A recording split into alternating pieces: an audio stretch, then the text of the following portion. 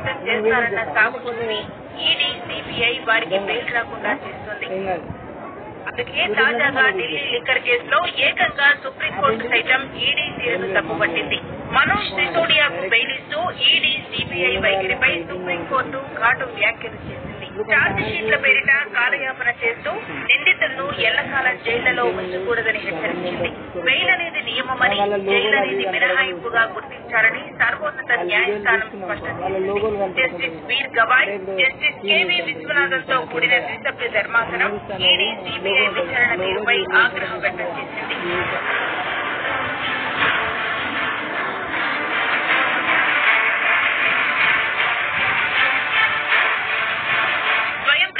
సంస్థలు బీజేపీ కీలుబొమ్మల్లా ఎందుకు మారాయి?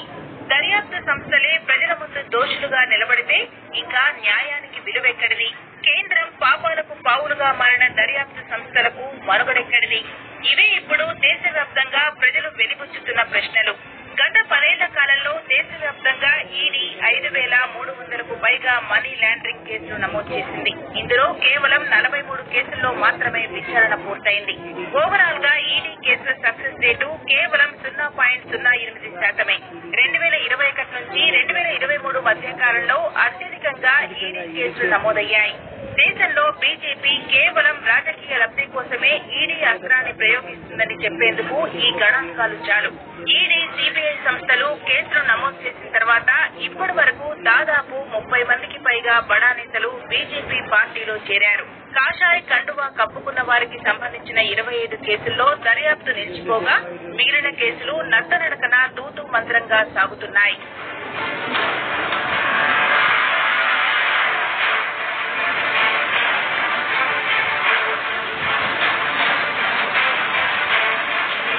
అత్యున్నత దర్యాప్తు సంస్థగా పేరుగాంచిన ఈడీ, పీఎంఎల్ఏ యాక్ట్ కింద రూపుదిద్దుకున్న ఈడీని సైతం బీజేపీ రాజకీయాల కోసం వాడుకుంటున్నది. ఢిల్లీ మద్యం కేసే ఇందుకు నిదర్శనం. రాజకీయంగా తమను బలంగా వ్యతిరేకించిన కారణంగా ఆ బీఆర్ఎస్ పార్టీని టార్గెట్ చేసింది. అందుకే ఢిల్లీ మద్యం కేసు తెర మీదకు తెచ్చింది. Delhi deputy CM Manoj Sisodia MLC కవితను వరించింది. సాక్షులను ప్రభావితం చేస్తారన్న సాకుతో కాలపరిమితి లేకుండా జైళ్లలో ఉంచుకున్నది. కేసు విచారణ పురోగతి లేకుంటే ఒక పరిమితి దాటిన తర్వాత వ్యక్తికి బెయిల్ ఇవ్వాల్సి ఉంటుంది. కానీ వ్యక్తుల ప్రాథమిక హక్కులను హరిస్తూ పథకం ప్రకారం నిందితులను జైళ్లలోనే ఉంచి బీజేపీ రాజకీయ కక్షలో ఈడీ భాగమవుతున్నది. ఢిల్లీ మద్యం కేసులో సిసోడియా 17 నెలలుగా జైళ్లలోనే ఉన్నారు. దాదాపు 1.5 ఏళ్ల తర్వాత సిసోడియాకు బెయిల్ మంజూరు చేసింది సుప్రీంకోర్టు. ఈడీ తీరు విచారణ లేకుండానే వ్యక్తిని శిక్షించినట్టు ఉందని సుప్రీంకోర్టు ఈ సందర్భంగా వ్యాఖ్యానించింది. Supreme Court has today passed a historic judgment. It is historic in so many senses because first time the Supreme Court has come out very widely and said that even if it is PMLA, even if it is Section 45, it doesn't matter if it's a prolonged incarceration and there is a delay of trial, you have to release a person out on bail.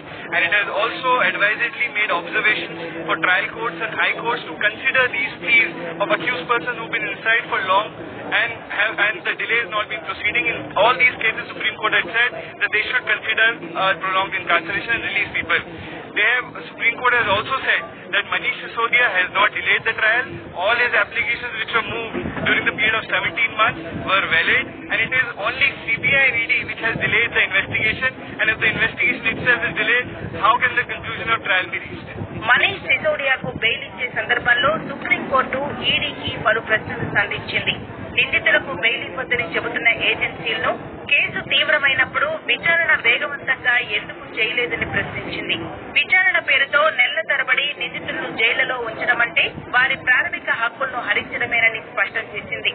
Delhi మద్యం కేసులో 495 మంది సాక్షులు ఉన్నారని చెప్పిన ED, CBI సంస్థలు ఇప్పటికే లక్షల పేజీల డాక్యుమెంట్లు కోర్టుకు సమర్పించాయి.